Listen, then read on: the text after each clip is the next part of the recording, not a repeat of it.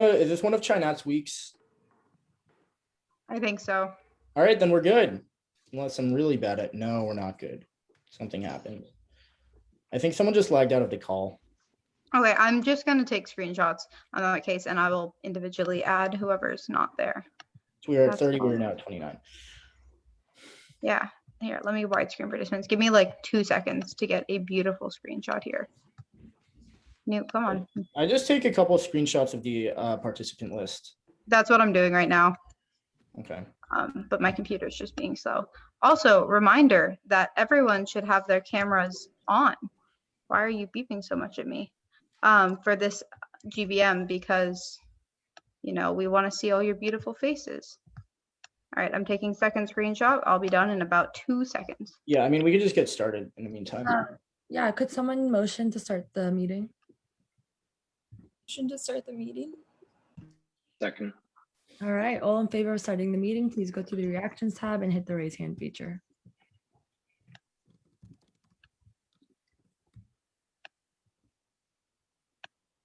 All right, we've hit the halfway mark, so we are now in GBM. The first thing we're going to do are reports. So we're going to start with the executive board reports. So Sam, take it away. Yeah, so there's actually a few exciting updates.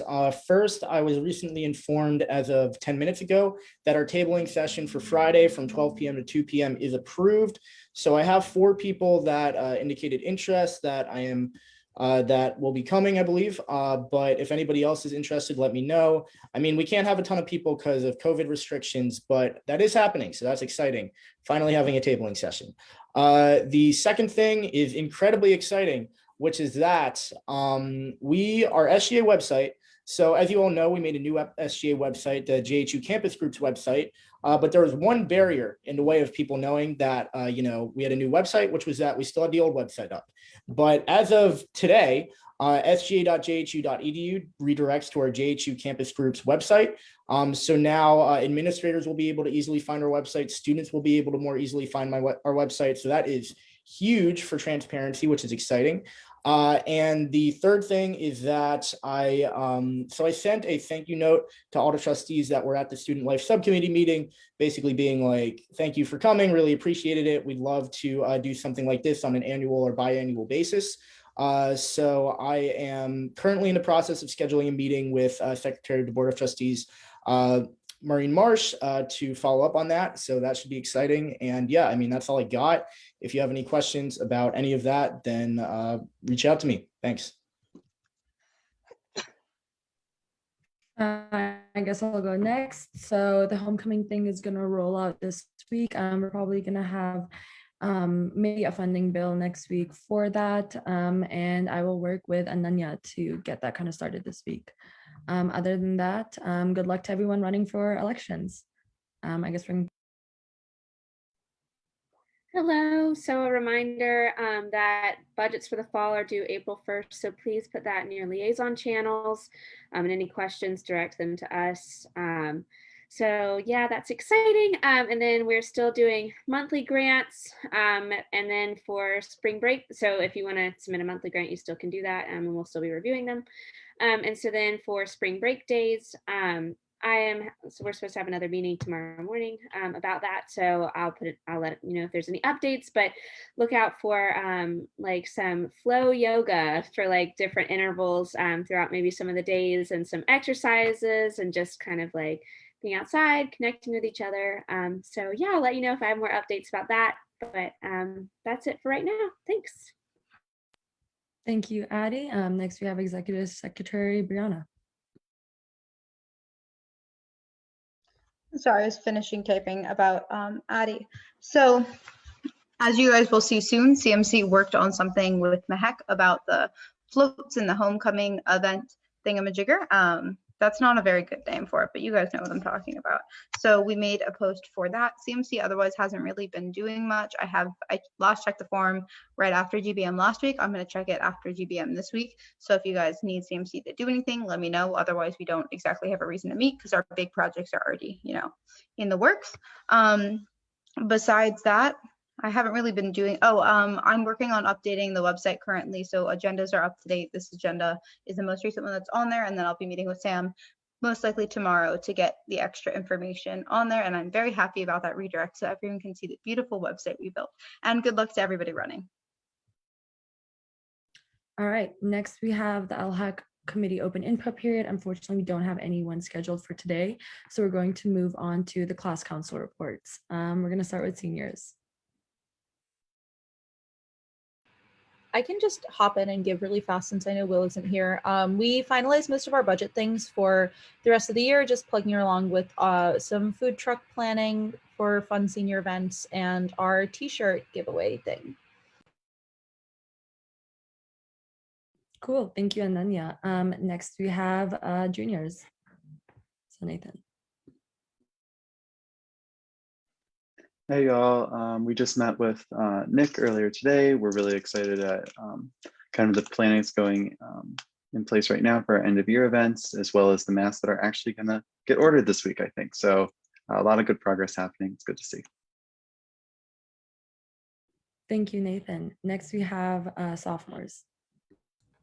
Yeah, we've just been working on logistics for our event coming up next month, and also a lot of us have been doing election stuff. Thank you, Anthony. Next we have freshmen. We're still trying to get some people to respond to emails about prizes that they won, so that's kind of weird that they don't want it. But we're also working on planning a scavenger hunt event, trying to pull off some inspiration from the other scavenger events that we've had in the past. So that'll be fun. That sounds really cool. Thank you, Kobe. We're going to move on to committee reports, and we're going to start with academic affairs. So Senator Chenda and Senator Zhang. So we've been working on two things. The first is we're actually discussing a resolution about expanding pilot courses, as well as advocating for more funding. So thank you to Jenny and Anish for writing that. We also have been asked by admin to identify 2 students to serve on the next academic advising initiative committee. And so please apply. I'm going to drop the application link in our chat right now. And we really need some more applicants, so please. So that's all I have. Thank you, Cece. Next we have civic engagement, Senator Wang. Hi, yeah, we've been working on a couple of really interesting projects. One of them has been reaching out to the deans to talk about the Q2 resolution and how students and community members can be engaged in that. It seems like from the responses I've gotten back, they really haven't started it. So hopefully by the time that they do, and I think it's going to be over the summer, they'll take that into account and be able to elect some students or have some students on those committees. And then we've also been working with the CSC just to publicize their Hopkins Engage and help them with a little bit of their marketing and student outreach. Thank you, Grace. Next we have finance, Senator Ha. Hello, we've just been reviewing monthly grants, and if you haven't applied and you need any funding, please apply. Also, I've just been meeting with a few groups to hash out some budget stuff. So that's all we've been doing pretty much. Thanks. Cool, thank you, Karen. Next we have health, safety, and sustainability, Senator Chen and Senator Tai. Hello, and this week we kind of finalized the details for the so that's Monday, so come if you can. And right now, if my cat doesn't knock down my phone again. Anyway, and besides that, we also follow up on the contact tracing thing with the admin, and that's going well. Oh, I'm sorry. So there's a Kahoot event, and we finalized the details. Can you guys hear me now? Okay, sounds good. So there's a Kahoot event, and we are finalizing the details, and it's coming up next Monday. So please come if you can. We've been putting a lot of work on it, and you can win prize like AirPods, which is exciting. And then we also, there's a contact resolution that we followed up on with the admin. So that's it on my part. And Megan will talk about 6 week preparation. Yeah, so we're just starting a lot of prep work for 6 week, which is mainly going to be a collaboration with SAR and also Chu. So working on all those details and events, and yeah, look forward to it at the last week of April. Thanks, guys. Thank you, Megan. Next, we have Internal Affairs, President Cho. I know Will's not here, so I can just give an update. We haven't had anything submitted to us. We have not had to meet this week. After that, we have student work under Kalahasti. Yeah, we are just working on doing different homecoming float things with Mehek. So we started reviewing that last Thursday during meeting, and we'll be working with her moving forward on that. And also just working on refining our student org guides and hopefully getting that out by the end of the semester. Thank you, Ananya. Next, we have Student Services, President Singleton. So probably the biggest thing is Jenny did a great job setting up a meeting with Ian Magawan this past Friday to talk about kind of ingredients listings and new nutritional facts for the dining halls. And that was a super productive meeting. We gave him some feedback on some things that could change with the website and the way that the notification works. And also talked about getting some more SGA members on like the dining board to advise them as they move into a new kind of system. And then I think that was the biggest thing. So that's it for me. Thank you, Annie. Next, we're going to do caucus reports, and we're going to do the Black Caucus first. So Senator Ananya. Not much to update. I'm still waiting on an interview from the Black Student Union Community Service Chair for the Blackumentary for 2020. So just going to continue to working on hearing and keeping updated with Black students on campus. So when the interview comes around, it can be as representative as possible. Thank you, Obi. Next, we have the Hispanic/Latinx Caucus, Executive Secretary Soldatulli. So as you guys know, we sent out our interest form last week, and sadly, we haven't had very many responses besides a couple of representatives from Olay and one other org. So now that we've sent it out in the email, we're going to go ahead and start sending it out in just individually to people that have spoken to me before about being interested. Hopefully we can get at least a few more people on there so we can have good representative meetings. Cool, thank you. Yana, next we have the Women and Gender Minorities Caucus, Senator Reader. The FSL OIE investigation team met this week with Calvin. And besides that, we have a preferred pronouns resolution by Ireland coming out soon. And we are finally meeting this week. We should have a bunch of new members, so we're excited about that. Thank you, Elena. All right, then last we have our advisor report from Carolyn. Hey everyone, 2 updates. First is Leadership Award nominations went live on Friday. SGA actually sponsors several awards, so we would love to have, sorry, someone's trying to call me. We would love to have you all nominate your peers, faculty and staff that you've worked with over this academic year to celebrate the work that they've done.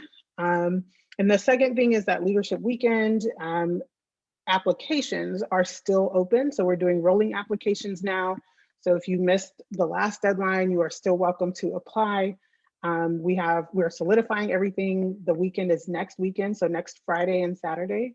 It's gonna be a really cool experience. We have some guest speakers, some really cool swag. I went to the bookstore and bought a bunch of stuff for the participants.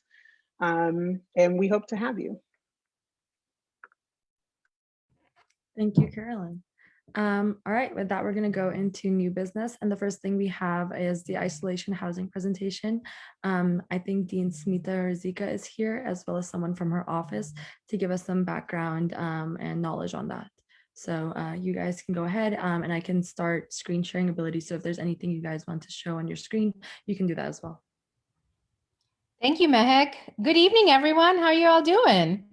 It's good to see you all. I miss seeing many of you in person and, attending SGA meetings in person, but I feel like, we're getting there slowly but surely. And hopefully, I'll get to see some of you, at least in physically distant ways soon. I hope that you enjoyed your first day of, I don't like to call it spring break day. I'm trying to call it a well-being break. So I hope that you all enjoyed that. Give me a thumbs up or a clap emoji or something to tell me that that was a good day. I ordered the great weather, so you can thank me. Oh, Suba, I don't like the thumbs down. I'm guessing you had more work to do. Yes. How many of you had a lot of work that was assigned to you? I heard there was a class that assigned a quiz over a spring break day.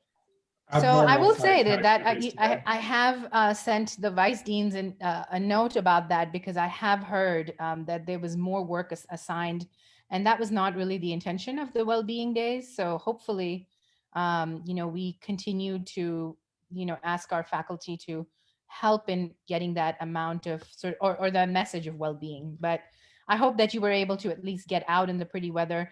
Anyone go and pick up or do the activities that was organized by some of my colleagues in well-being? Oh, I like the went hiking. Anyone pick up the well-being kits that they were distributing on campus? We had over 150 students that went and did that. Cascade Falls, I am a big fan. That's a great place. Whenever my ankle, heals, I don't know, in 2022, I feel like I am looking back to going and hiking again.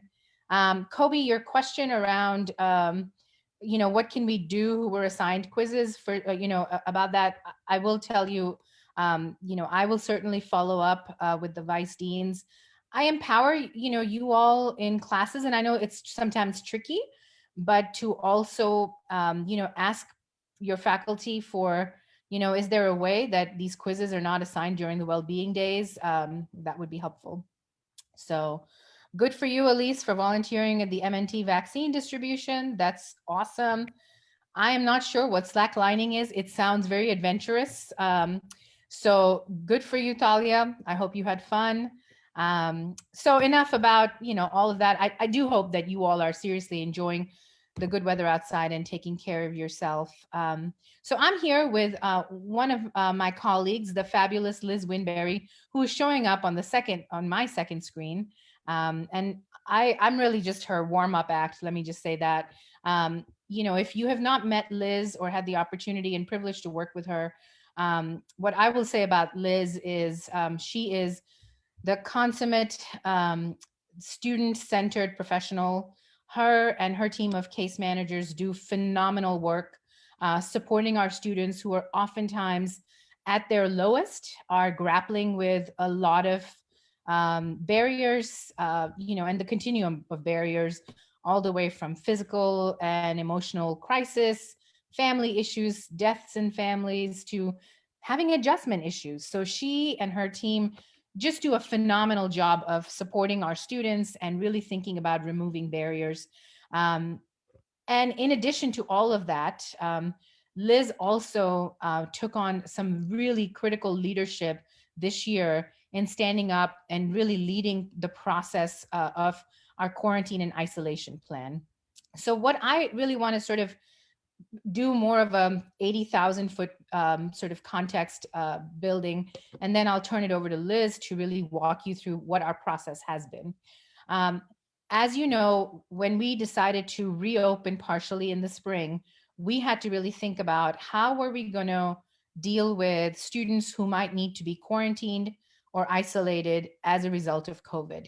Just so you all know, the distinction we make between quarantine and isolation is students are put in quarantine if they have had meaningful contact but have not yet tested positive.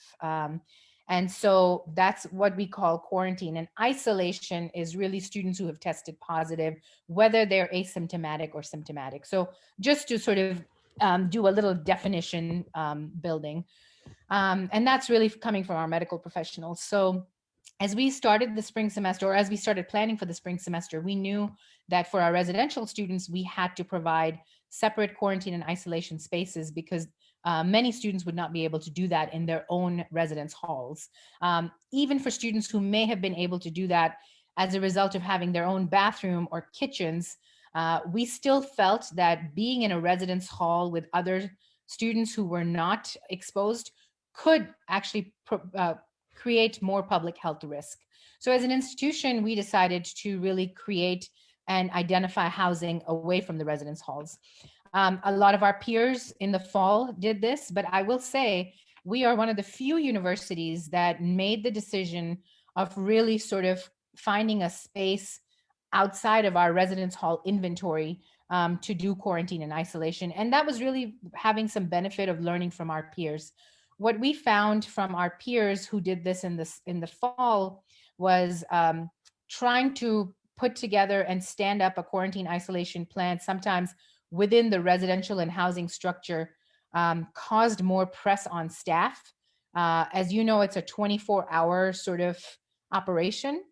And so we wanted it to be seamless for our students who would be already in a space with high stress, having to quarantine and isolate, feeling overwhelmed and anxious. And so we worked with a neighborhood hotel, the Colonnade, and basically blocked rooms in that facility for our quarantine and isolation plan. We felt it was an ideal location because it was close to campus, and we could provide staff support as needed. But it was also appealing because the hotel would really take care of the food, kind of all the Maslow hierarchy of basic needs pieces like linens and things like that. And so that was our plan. Our backup inventory was within our residence halls. I want you to knock on any wood surface that you can, that for the rest of the semester, we do not have to go to our backup quarantine and isolation space. So far, we have not had to deploy and activate our backup isolation and quarantine spaces, which are, a couple of our residence halls. And so that has, that's a little bit about our location. We've had our colleagues from health and well-being go and visit students who have been in quarantine and isolation. And then we also recognized the importance of having sort of a structure where students who were in quarantine and isolation had a person that they could call on if they needed something. One of the things that we realized and we heard from our students over the fall was, again, it's overwhelming, it's anxiety provoking to be quarantined, to feel isolated. And we wanted our students to at least know that there was someone, an anchor that they could go to. So Liz, again, did a fabulous job of sort of getting volunteer staff from the Student Affairs Division to act as COVID case managers. These folks have their own full-time jobs, but then volunteered to really be the person for students in quarantine and isolation. They were assigned a number of students. And as soon as a student went into quarantine and isolation, they established a relationship with the student, reached out, asked if they needed anything, checked in on them for the entirety of their time that they are in quarantine and isolation, and sometimes even beyond that. They did things like make sure students understood, if they needed some, resources, they could connect them to it. If students needed help with faculty, needing to be flexible, again, COVID case managers could be ready to support the students. But we found overall that our faculty were very supportive and flexible with our students who were going through quarantine and isolation. And then there's a number of sort of back of house processes. There was a lot of infrastructure in terms of IT that we had to stand up to make sure we were keeping sort of a track of students going in and out of quarantine housing, but also ensuring that we knew what kind of supports they needed. As we went through it, I think one of the things for all of you to understand is there was no playbook for this. We knew going in that we could plan, but there would be places where we would have learning opportunities and places where we would miss the mark. I'm happy to say that we've done ongoing assessment and surveys of our students who have been in quarantine and isolation, and overwhelmingly have received sort of positive feedback from students. Some lessons we learned were around transportation. We had a few kinks in the beginning around transportation, and then right in the beginning, as you all remember, there were a lot of snow days that caused delays. But we worked on that and now, have a very good plan around that. We also had, during the surge, when the colonnade was close to being full, we did have an issue with the colonnade staff where the kitchen got backed up. And it was during the weekend. We had, some voracious appetites of students who were in the colonnade. And the kitchen was backed up. And again, kudos to Liz and the COVID case managers who really sprang into action. And we were able to kind of get a plan together to give them Uber gift cards so that folks were getting fed while we were working on solving the kitchen and staffing bandwidth issues. The other piece, I think, was, we had some dietary pieces that we had to recalibrate with the staff. We planned proactively with the staff around, food choices that were mindful of allergies, that were mindful of dietary restrictions, of cultural and religious practices. But then there were times when an individual didn't get what they needed or accidentally got something. And again, we sprang to action and reacted as fast as we could. All that to say, I do know that there were some students who felt, I didn't get a room with a view versus a room with a king bed versus a queen bed. And I think for me, what I will say is there were certain things that we were not going to pay attention to because the health and safety of our students was more important than, quite frankly, ensuring that everyone had a room with a view or everyone had a king bed, or we were serving filet mignons and lobsters because that was not our priority. And I don't mean to sound flippant, but I do think that some of our students had a little bit of dissatisfaction because I think because they were in a hotel, they felt like I should be getting 5-star hotel service. And for us, while we were having students in a hotel, we were still trying to work within a budget and also customize the experience for the health and safety of our students. So, if you were to ask me, were all the students satisfied? I would say no. But when I think about the core purpose of why we created that space and this process, I feel like we went above and beyond in terms of ensuring the health and safety of both the students in quarantine and isolation, as well as their communities that they were coming from. Moving forward, I will just preview that we are anticipating less students, obviously, in the summer living with us in our residential facilities. And so we are looking to take a break from the colonnade and use our existing spaces within our residence halls for quarantine and isolation spaces. Going back to the fall, while leadership is making decisions about fall, I think if things progress the way they are, we would like as a university to welcome and have more students on campus in our residential spaces. And so with that, we are still going to look at a similar quarantine and isolation model, which means going back to the colonnade. So we're trying to finalize some details and contracts around that, but I would say most likely we would be using the similar model that we are using right now in the spring. And then I think finally there was, also very quickly in the spring semester, we also realized that the quarantine and isolation space, while primarily was for our residential students, we realized that many of you living off campus were living in situations where you could not safely isolate.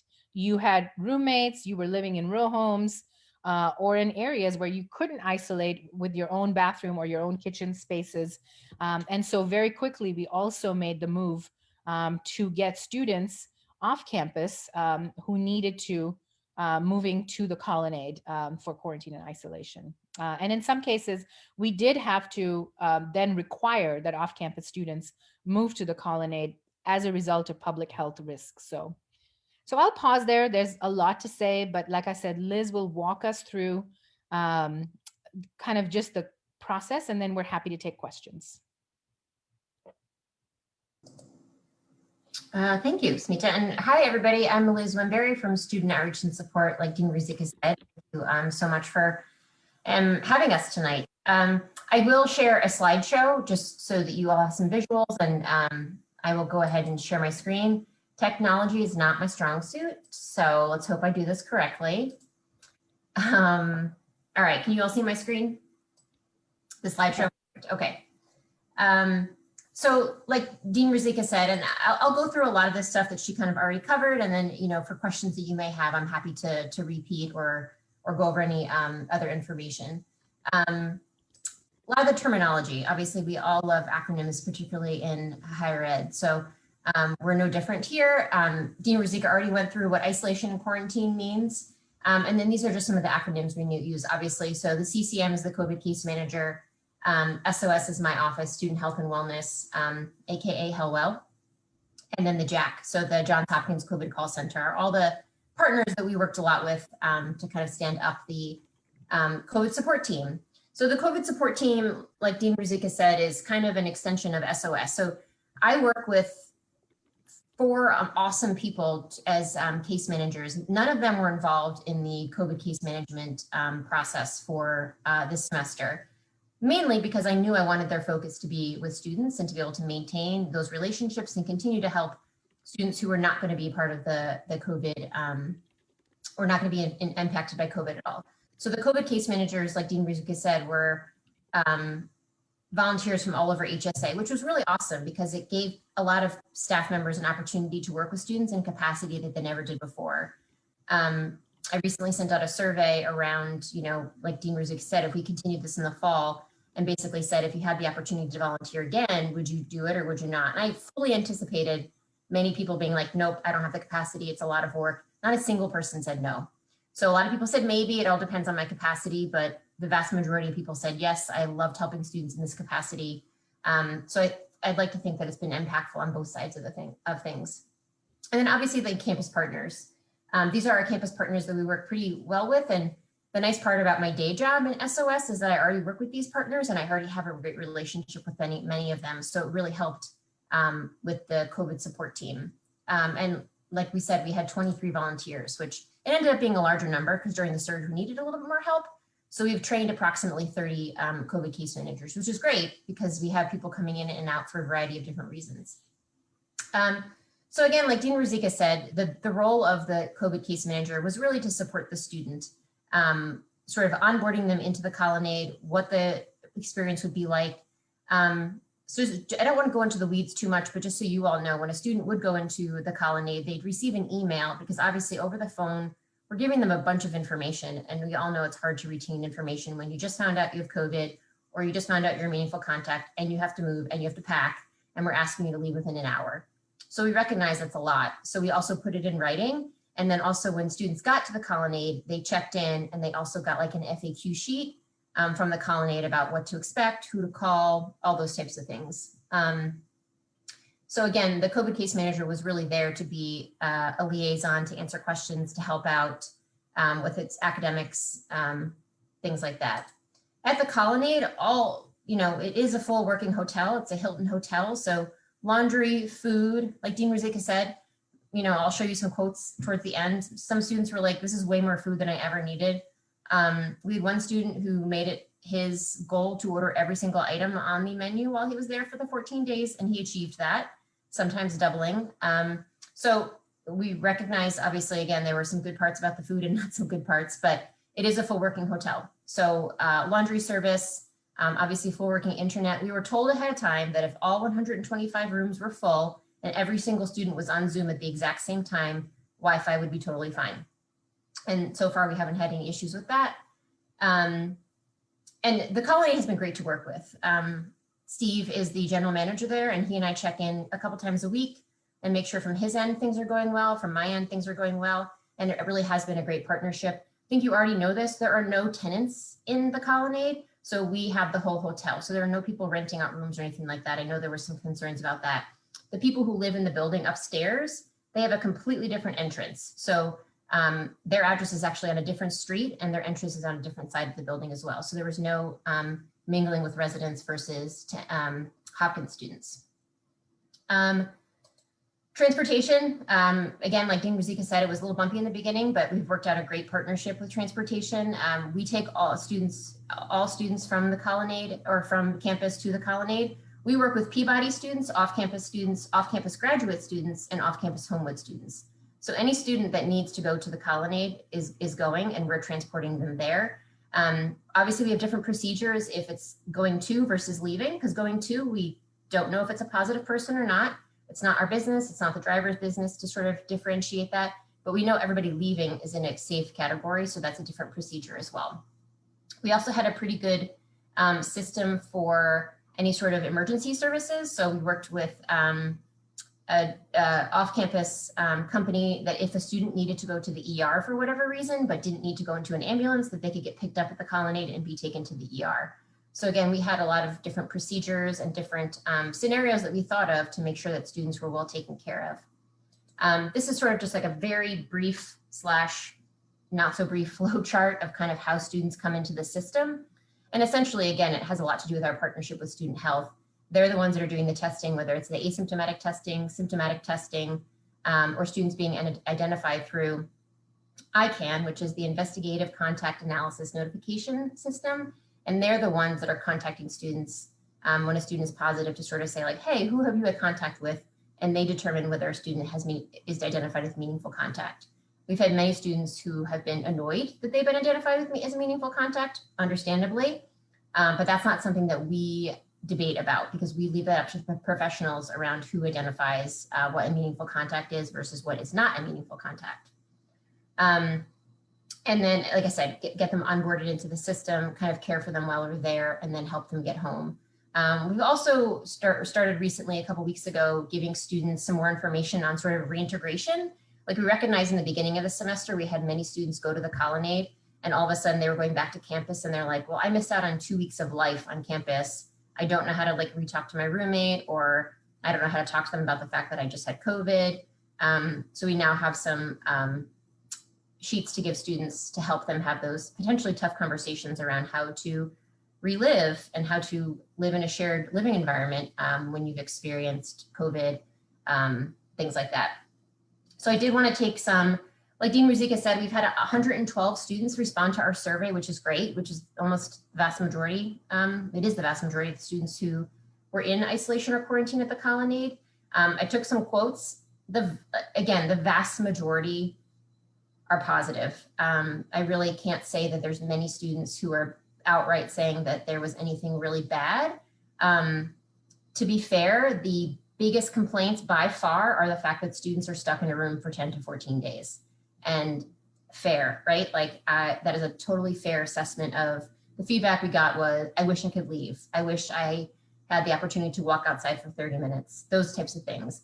And that is a public health concern, right? Like that's not really up to us. That's not really a matter of us being able to make their experience better.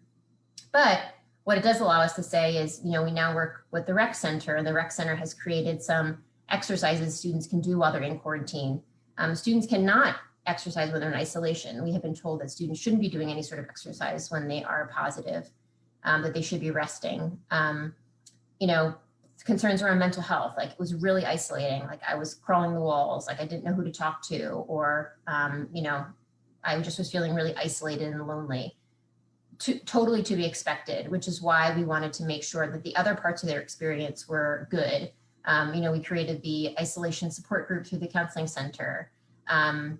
You know, the chaplains had services for students to be able to go and talk to them. A Place to Talk also had options for students in quarantine and isolation to go talk to peers. So we tried to make sure that students had options, and whether or not they took advantage of them, that's obviously totally up to them. But, you know, we really did try to make sure that students had options to connect with other people during that time period. So again, I wish I had more options for healthy foods. The menu was filled with carbs and cheese. Fair. There's lots of options besides carbs and cheese, but there are lots of carbs and cheese options on there. And, you know, it is true when you're sitting still for 14 days and you're not exercising and all you're eating is heavy food, like it totally will weigh on you for sure. And then just right here, just our contact information. Again, that's me down there. And then the COVID support email address is something that we just have out there for students to be able to connect with us. So I'm going to stop sharing if I know how to do this. And as Liz is doing that, I really want to sort of, first of all, I think publicly really acknowledge the amount of hours that Liz, especially Liz, has put in this semester. Her job this semester, her job is never a 9 to 5, but I feel like this semester there was so much where she was working throughout weekends, late at night. So I just want to really just say thank you, because Liz and our COVID case managers really stepped up and just were there to support our students. So what questions do you all have? Could I get a motion for a maybe 7-minute Q&A? Motion for a 7-minute Q&A with a 30-second speaking time. Seconded. All right, all in favor of a 7-minute Q&A with 30-second speaking times, please go to the participants tab and hit the raise hand feature. If you're abstaining or if you're voting against, then you can privately message me. All right, we have majority, so we are now in a 7-minute Q&A with 30-second speaking times. China, you can go ahead because you motioned for it. And if you would like to stay on the speakers list, then please just keep your hand raised. Otherwise, please put your hand down. Yeah, so I'm curious to understand, does the current arrangements apply for international students who are planning to return back to the fall? Like, is there like mandatory quarantine that's going to be happening? And like, what's the policy regarding that? I can take that. We don't have a lot of firm plans yet because we're waiting for guidance from the SVP guidance for international students, the State Department's guidance. I will, and as well as the CDC. So we're going to follow whatever travel guidance we get. And then we are, I think it's still early to figure out what kind of pre-quarantine pieces we need. I do know that just recently, as of this week, travel to the US now, you need to have a negative test before you even come in. And so some of those pieces might help us shorten our quarantine time. But we do absolutely hope to welcome our international students back. Thank you, China. I think Grace is next on the speakers list. Sorry, I don't have anything. My hand's still up from before. I apologize. Ben, do you want to go ahead? Nope, mine was the same. Okay, I guess that leaves you, Elena.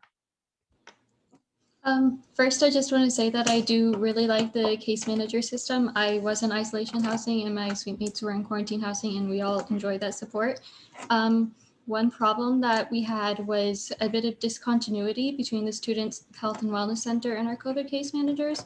Like, they didn't have the same release date for me, and then that resulted in my J card not being activated when I needed to get back into my residence hall. So I guess what systems are there to make sure that all the information for a student is standardized, and what can we do to strengthen that?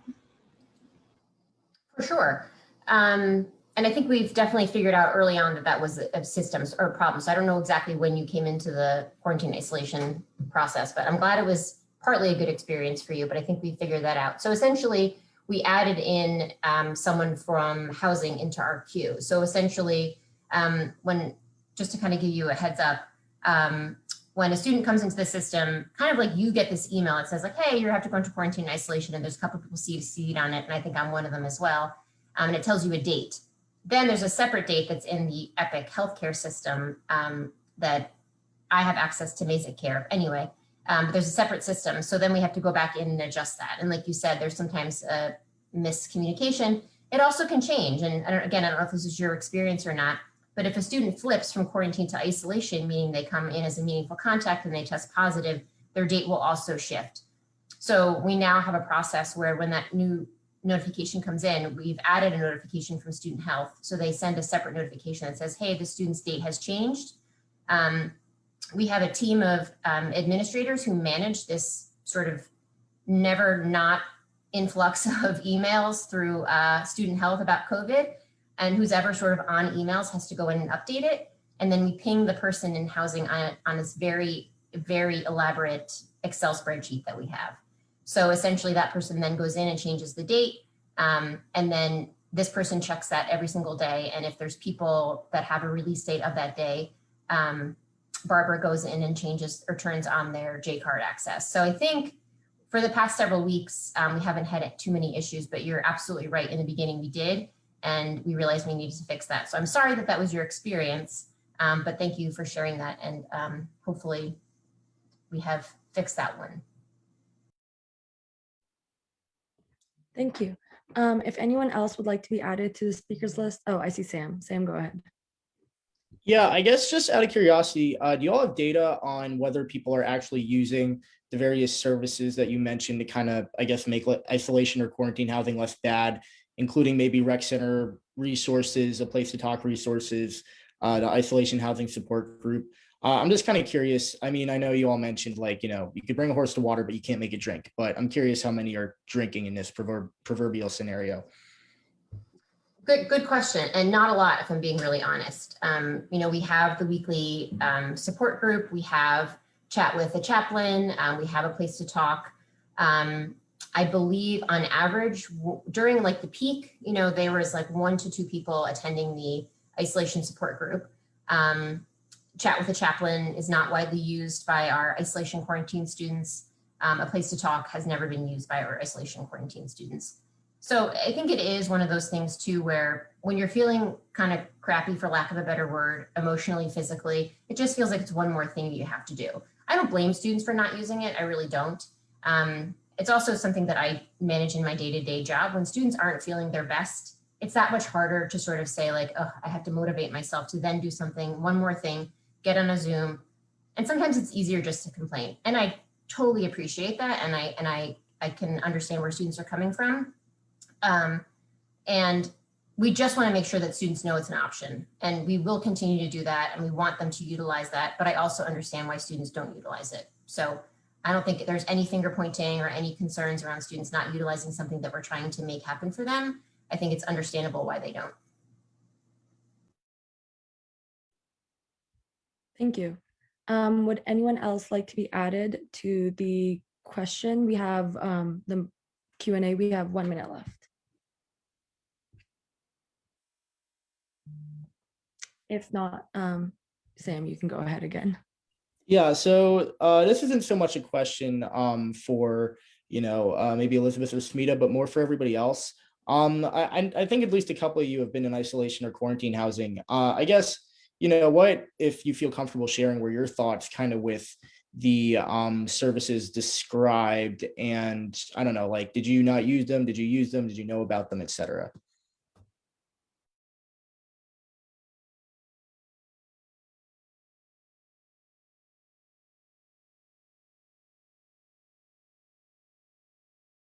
I yield to whoever wants to talk. You could just unmute. I will say that I knew about them. I didn't use them. I think part of it is just like, we don't exactly want to talk to strangers. We want to talk to friends. And even if we do have friends to talk to online, it still somehow manages to feel so isolating, just, I guess, not being around anyone, obviously. But even if we do have online support, it just somehow pervaded. Yeah, I guess I could speak on this. So I myself didn't get COVID, but someone that I lived with did. And this was actually right when I was coming back home. So instead of going home, I decided to stay. I actually stayed at Suba's apartment because it was open, and she graciously let me stay there. And so the roommate that got COVID, he went to isolation housing for a couple of days, had a really bad experience. But you know, based on what Smita has been saying today, and it was also in McCoy, so those issues aren't a problem anymore. And he was able to get reimbursed. I think he got cards to get food from Giant, which was good. But yeah, he ended up coming back to our house, but I ended up staying not in the house.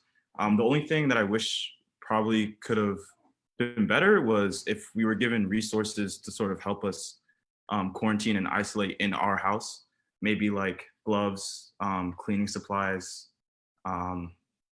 because really it was just hard to just be in the same house and have to like avoid each other and keep everything clean and all that stuff. And I don't know, I'm not really sure what could have helped us, but I don't know, maybe something.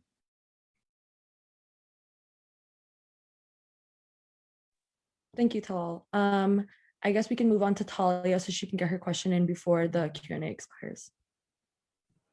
Yeah, I was just gonna ask, like, how are the current like resources, especially like mental health resources, like advertised to students? Is there like a packet that they get when they get there that kind of like tells them what's available? And then also like regarding Talal's point, is there any chance like or capacity for like delivering like food or other like necessary items to where students live off campus, or is that like not possible?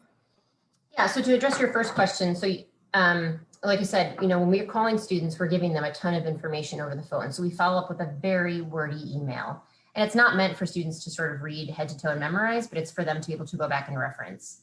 And so we have all the information. We have QR codes for all the different groups, the mental health groups, what to do in case of an emergency, who to call in student health, who your case manager is, kind of all that information. And then there's the FAQ that they get from the hotel as well with some of that information. So we try to make it accessible because we recognize, again, memorizing all that, it's not going to be easy. In terms of resources and things like that off campus, I think that's one of the main reasons is that we have the colonnade, is that we want to sort of take that off of students and having to manage that. Like when it comes to the colonnade, we have an Amazon locker. I myself have gone to CVS a few times to pick up medications, and we'll drop them off for students, pick up vitamins and drop them off. So we have the opportunity to go and do that. But it's really through, again, university services. And for students when they're quarantining at home, unfortunately, it is up to their roommates and other people in their life. But there's lots of different options for, so all students who test positive off campus also get an email from a case manager too, that's sort of like, here's the process. If you need help ordering food, if you need financial help ordering food, if you have any concerns with communication with professors, all that kind of stuff, I'm the person that can help you with that. But quarantine is a completely different story. So again, students are kind of on their own. What I've been telling students from the beginning is, if you are living off campus, you and your roommates come up with a plan. Like, what's gonna happen if we get sick? Should we get cleaning supplies right now? I guarantee if you contacted student health and asked them a question, around like, what should we be getting? We've been telling students you should have ibuprofen, thermometers, hand sanitizer, wipes, things like that. If you have any concerns about being able to afford those things, contact my office and we can help you out for sure. Thank you. Thank you guys so much for coming. I think our Q&A has expired. If anyone else would like to go with some follow-up questions, you guys can send them to me and we can forward them to Dean Smita and Liz. But thank you guys so much. We really appreciate all the information we've gotten, and we'll definitely pass this on to other students when we get questions about this. Thank you all. Have a great evening. Thanks for inviting us. Have a good night. All right. Next on the new business is the pilot funding resolution. Senator Chen and Senator Nayak, you guys can screen share if you want, or I can also share on my screen. So it's up to you guys. Mehak, can you share your screen? Yeah.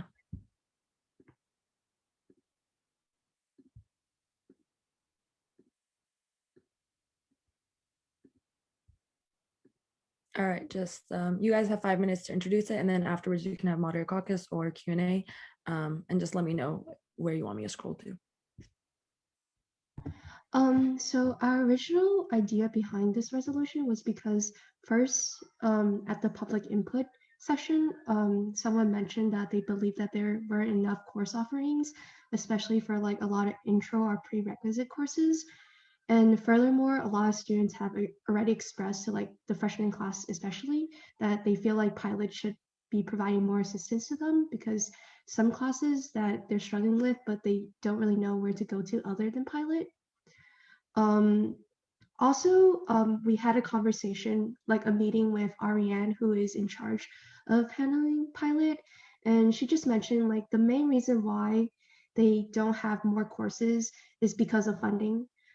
So basically, since the beginning of the pandemic, there's been a pretty significant rise in like the use of like use a pilot, because like right now there's around like 3,000 enrollments of students in pilot, and 1,600 of them are like unique. So like that is like a pretty significant portion of like the student body. So basically like the first part of the bill, it's just really just going over what Hopkins goals are, I guess, their principles. And then we followed that up with like just saying like how for most students, like the pandemic has really negatively impacted their like academic performance, and we really need more academic support, especially right now as we're like, as a lot of students are like still at home, or like where a lot of us are doing like hybrid models. After that, we were just like mentioning some like studies up at like peer like institutions. Like if we scroll down a little bit more, it was just like mentioning how like at Washington University of St. Louis, like they do have they have like a program similar to pilot, and basically like their pilot leaders have to go through like a course, like a 1 to 3 credit course before they're actually able to start like peer tutoring. But we don't really have that requirement at Hopkins. So we're just saying like they provide way more training for like tutors at other institutions. And also at like the second commission on like undergrad education report, like that was like published by like Hopkins themselves. They were mentioning how like they want to have more like, I don't know, presence of like faculty and like just people that are like that like establish a relationship with its students. And I feel like pilot is like a good way to do that, because it's other students who have gone through the same course. They're better able to understand the students like perspective and like help them. Yeah. And like just scrolling down a bit more. About you. Yeah. We're just like mentioning like why it's a problem, because the lack of courses, and also like right now at a minimum, pilot needs like $130,000 to pay like staff salary, like including like student staff salary, and that's already at like minimum wage. And Ariane has expressed that she would like to pay her pilot leaders slightly more, and also possibly add another staff member, because right now the majority of it is being handled by Ariane herself and one other staff member, but they just said that it's really difficult for them right now to like handle all of that. And here we were just talking about like how many people are enrolled in pilot. Like Ariane did give us a graph like showing like there was like a really significant increase in like pilot enrollment. Yeah. We also did like a poll, pretty like informal, and we just asked like freshmen if they use pilot, and like 83% of people said that they did, and they used at least one. Basically what we're calling for is just to increase funding for pilot. We were initially hoping that we could get this done in like spring, but based on like based on the progress, it seems like this will mainly be like for the fall semester, and we're just like hoping that they'll increase like pilot budget for the future years. And also we just want to like gauge like how much additional coverage there needs to be for pilot, whether it's like having pilot send out a survey, or like just adding it to like pre-existing surveys. Yeah, that's how I see it. Sorry if I talk really long.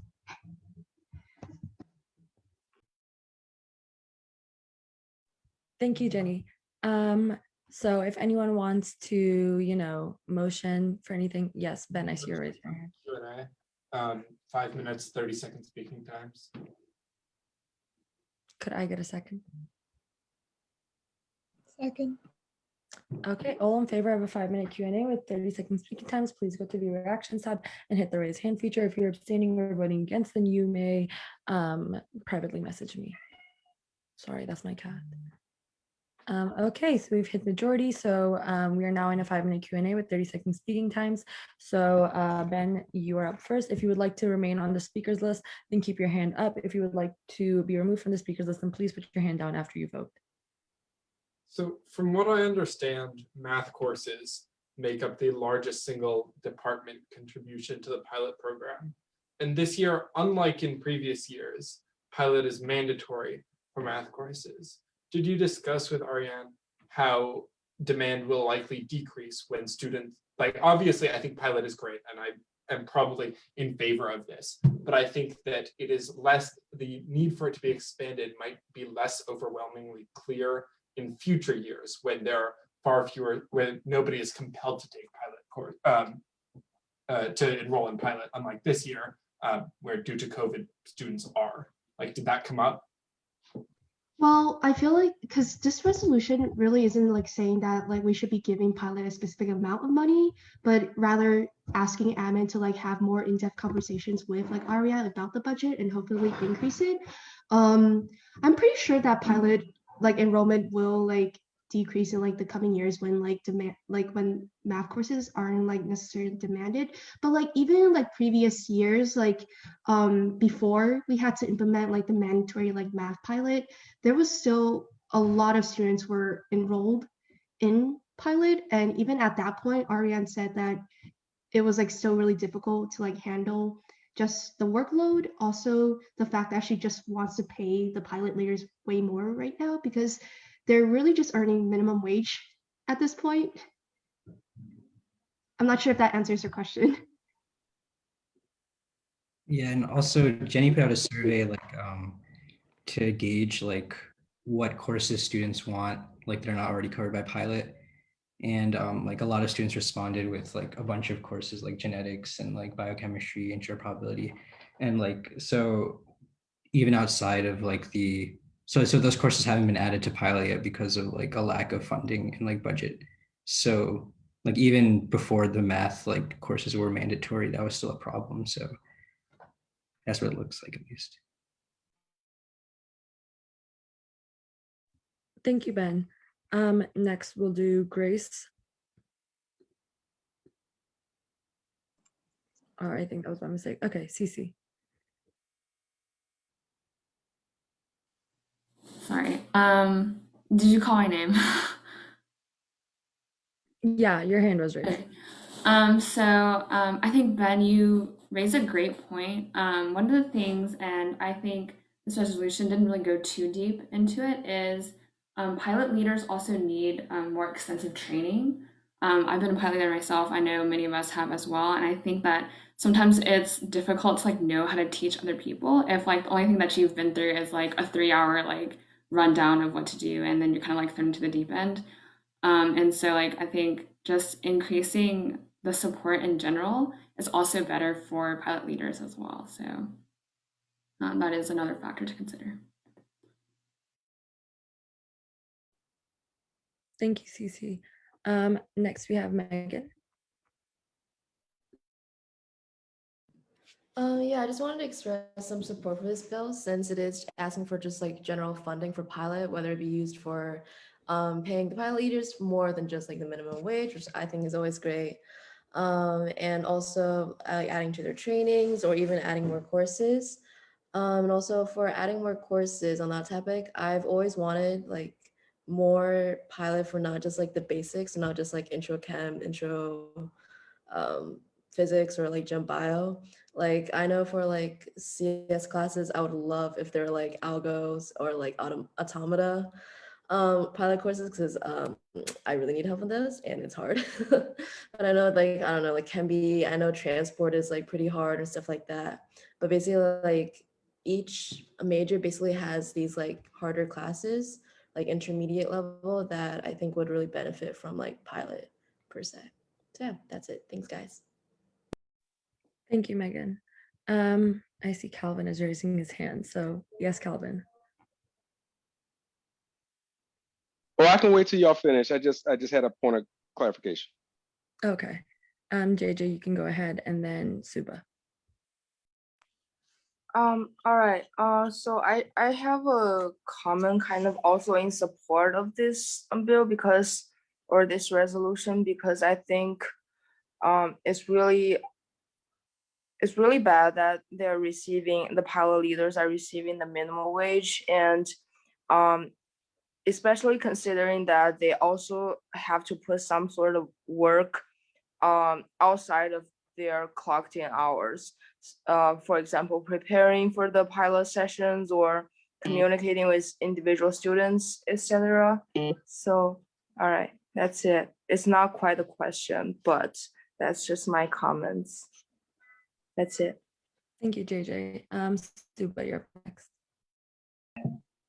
Yeah, I just wanted to say that I support this resolution, and I know the Academics Affairs Committee specifically has gotten a lot of concerns about students, especially freshmen, and we had that person who came in during one of the intro public forum periods that was saying even like quote unquote like lower level basic classes like intro to prob, I think was one of them, didn't have a pilot session. So I would love for like pilot to be expanded to like, like intermediate level courses. But I think like even the big classes that most people have to take freshman year should be all accounted for firsthand. And the fact that they're not leads to, like more complicated circumstances. So I think I'm really in favor of this bill or resolution, my bad. Thank you, Suba. That brings a close to our speakers list. So Calvin, what was your clarification question? Yes, for the presenter of the bill, I was just wondering if there were thoughts around, because I know we keep throwing around this minimum wage number. Maryland is much higher than most states. And so as we talk about minimum wage, I want to make sure that that's accounted for in your bill as you kind of present this to the administration.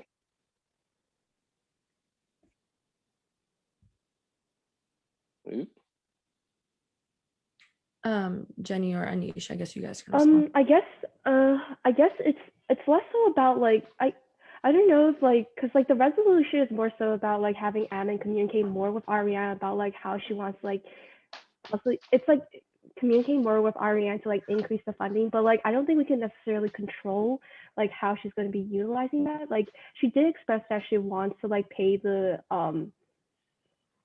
pilot leaders more than minimum wage. Okay. And I am aware that Maryland's minimum wage is like higher than like many other states, but I don't think we necessarily like have like a control over like whether she decides to like do that or not. Like I'm not sure if I'm understanding your question correctly. Well, I only ask as a person who does budgets for minimum wage and student workers. As we talk about budgeting, like our budgets are pretty static. And because Maryland's minimum wage is going up, and it's going up from $8.25 and it'll be $15 an hour by 2024, that we will be required to pay all students. I think that the question is, are you talking about having more people as pilot leaders to meet the demand, or is it about the rate and pay? Because the pay goes up every year. Irrespective of how many, if they have whatever their number is, their rates are going up every year. I think the question is, are you focusing on the minimum wage or the number of pilot leaders? I'm just trying to get clarity on that, because I think those are two different arguments, and I want you to have the most impactful opportunity to share this bill. Yeah, I think our main focus with the resolution was to provide pilot with the resources to expand coverage. So we're not necessarily pushing for higher pay unless Ariane really thinks that will help in some way. But I think the main goal of the resolution is to do whatever we need to in terms of budget to allow pilot to cover more courses that students are asking for. Perfect. Thank you for the clarification. All right. So if anyone wants to motion for anything, you can do so now. Moderate caucus, Q&A, or move into voting procedure.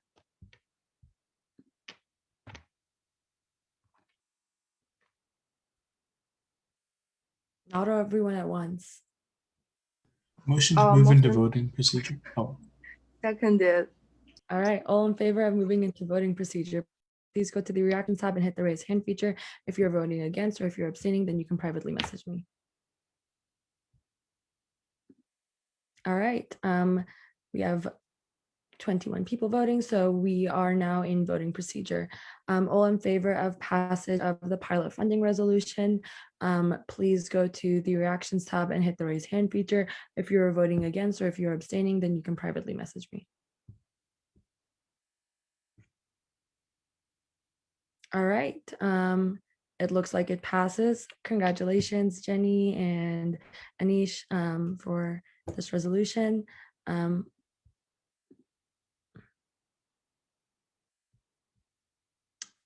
All right.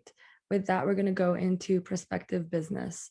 So if anyone has any advancing legislation or announcements they want to make now, you can just unmute yourself and go ahead.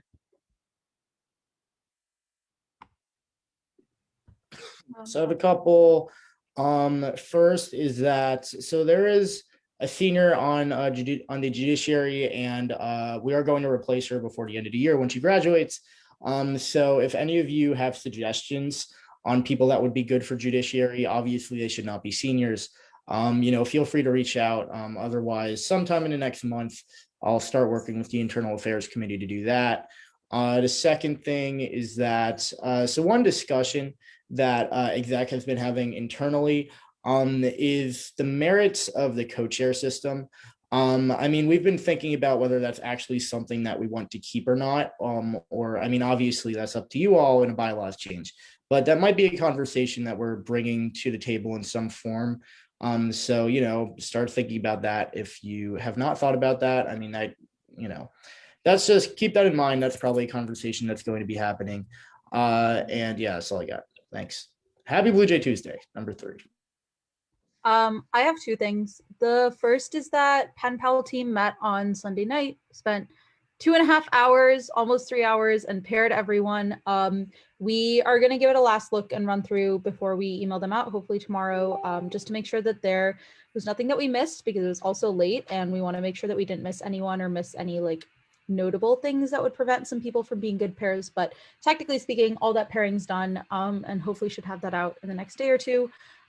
Second thing is I started looking into writing the legislation to create an Apita caucus.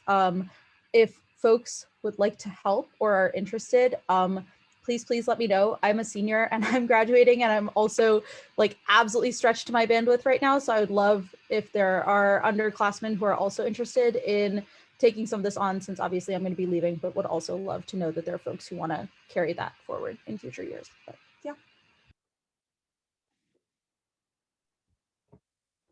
Thank you, Ananya. China, are you raising your hand to make an announcement? Okay. Yeah. So on that note, I've been speaking to a couple of the other SJ members as well about starting an Asian caucus in light of recent events. So if any of you guys are interested in that or would like to provide any help, please let me know and let us know. Cool. Thank you, China. Does anyone else have anything or? Okay. So we're going to go into public input period. Is there anyone from the public here? All right. I do not believe there is. With that, would someone like to motion for the meeting to end? Motion to end the meeting. Could I get a second? Seconded. Okay, all in favor to end the meeting, please go to the reaction tab and hit the raise hand feature. If you're voting against or abstaining, then you can privately message me. All right, the meeting has ended. Thank you guys for coming.